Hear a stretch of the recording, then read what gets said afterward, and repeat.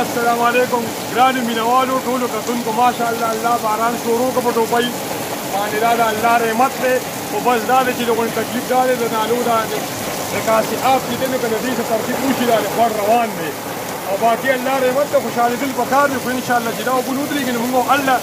الله دې هر وخت باران وروي او انجوای وکړئ دا ویډیو وګورئ ماشاءالله دې سره موسم ډېره ښه چې مهرباني